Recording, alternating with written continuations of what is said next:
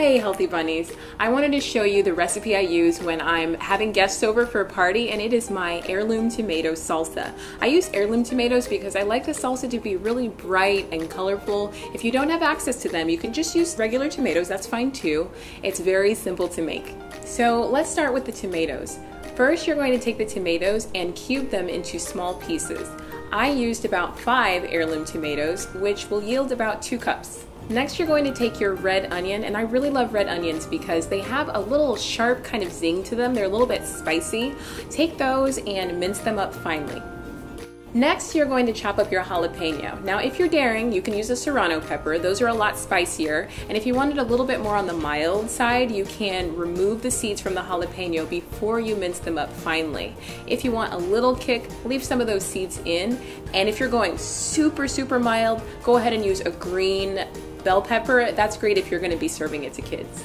And then next, you want to cube up your cucumbers. Make sure you remove the seeds because the seeds are going to add too much water to the mixture and make it all kind of soupy. So go ahead and remove those seeds and then cube up the cucumber.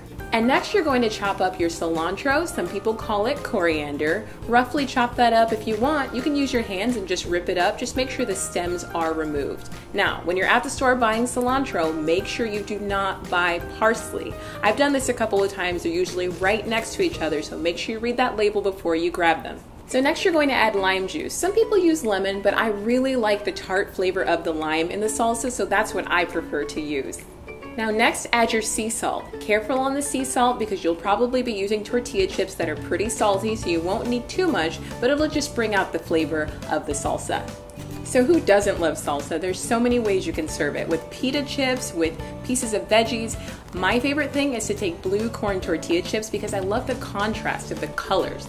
So you can try many different ways. Now, if you are interested in other salsa recipes, I have another yummy one in my book on mango salsa. There's also lots of other dips. So make sure you check out my book, and I'll leave the link in the description box.